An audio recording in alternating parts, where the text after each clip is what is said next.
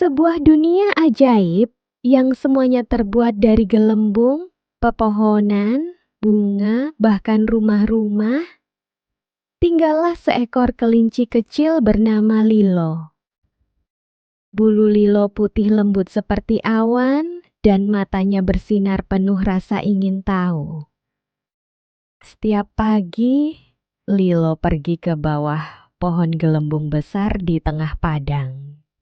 Pohon itu tinggi menjulang, daunnya berkilau seperti pelangi karena terbuat dari gelembung-gelembung raksasa yang bening. Di sanalah Lilo suka belajar. Hari ini Lilo membawa buku bergambar tentang bintang dan planet. Ia duduk di atas rumput gelembung yang empuk dan mulai membaca dengan serius. Namun, angin lembut bertiup dan membawa bukunya terbang. "Oh tidak!" seru Lilo. Ia berlari mengejar bukunya yang melayang-layang di antara bunga-bunga gelembung yang berwarna-warni. Untungnya, si kupu-kupu gelembung melihatnya. "Kau mencari ini?" tanyanya sambil membawa buku Lilo di atas sayapnya yang mengkilap. "Terima kasih kupu-kupu," kata Lilo sambil tersenyum.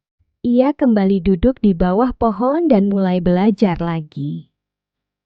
Sambil membaca, Lilo menemukan soal tentang rasi bintang. Ia mengernyitkan dahi. Susah juga ya, gumamnya. Tiba-tiba, dari balik batang pohon muncullah seekor burung hantu tua bernama Hoku. "Perlu bantuan?" tanya Hoku bijak. "Iya, aku tidak mengerti ini," jawab Lilo jujur. Hoku tersenyum dan duduk di sampingnya. Dengan sabar, ia menjelaskan rasi bintang menggunakan gelembung-gelembung kecil yang melayang di udara. Mereka membentuk pola-pola cantik, beruang besar, Orion, dan banyak lagi.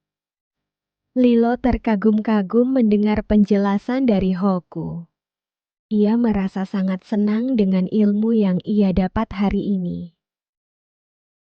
"Wah, sekarang aku paham. Aku nggak pernah tahu kalau bintang bisa dijadikan petunjuk arah seperti itu. Kamu pintar sekali, Hoku." Sambil tersenyum lembut, Hok berkata, "Semua orang bisa belajar, Lilo. Langit malam menyimpan banyak rahasia. Kita hanya perlu sabar membacanya." "Kalau begitu, ajari aku lagi ya.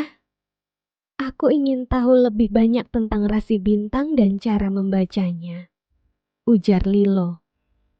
"Tentu saja, tapi kamu harus janji satu hal," ucap Hoku. "Janji apa?" tanya Lilo.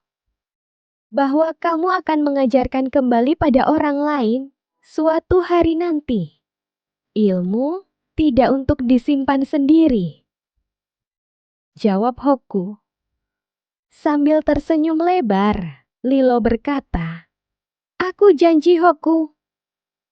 Dan setelah lelah belajar dengan Hoku, Lilo duduk di bawah pohon besar. Matahari gelembung turun perlahan, menyinari dunia dengan cahaya keemasan. Lilo menutup bukunya dan menguap kecil. "Aku senang belajar hari ini," katanya.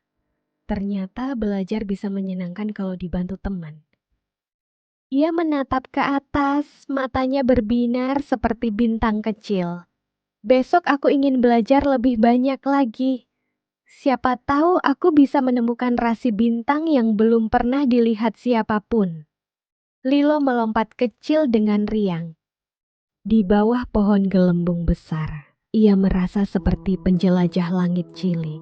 Ia tak sabar untuk kembali belajar besok di dunia yang dipenuhi cahaya bintang, pengetahuan, dan rasa ingin tahu yang tak pernah padam. Nilai dan nasihat positif dari cerita. semangat belajar dan rasa ingin tahu. Lilo senang belajar dan selalu penasaran tentang dunia di sekitarnya. Nasihat: selalu pelihara rasa ingin tahu. Belajar bisa menjadi petualangan yang menyenangkan. Tidak mudah menyerah. Saat bukunya terbang terbawa angin, Lilo langsung berlari mengejarnya tanpa menyerah. Nasihat: jika ada hambatan, jangan putus asa. Terus berusaha dan cari solusi. Kebaikan dan tolong-menolong. Kupu-kupu gelembung membantu mengembalikan buku Lilo. Nasihat: jadilah makhluk yang suka membantu sesama. Kebaikan kecil bisa sangat berarti. Belajar bersama itu menyenangkan. Hoku membantu Lilo memahami rasi bintang dengan cara yang kreatif. Nasihat: jika kesulitan, jangan ragu meminta bantuan. Belajar bersama teman bisa lebih mudah dan menyenangkan. Bersyukur dan menikmati proses belajar. Di akhir hari, Lilo merasa senang telah belajar dan berterima kasih kepada teman-temannya. Nasihat: syukuri setiap hal yang dipelajari. Ilmu adalah harta yang berharga. Belajar bisa dilakukan di mana saja. Lilo belajar di bawah pohon gelembung, bukan di kelas biasa. Nasihat: lingkungan belajar tak harus formal. Dimanapun bisa jadi tempat belajar selama ada semangat.